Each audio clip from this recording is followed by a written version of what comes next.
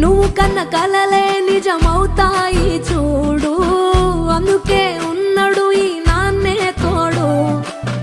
దశరథ మహారాజే నాన్నై పుట్టాడు, నువ్వు రాముడంత ఎదగరనేడు.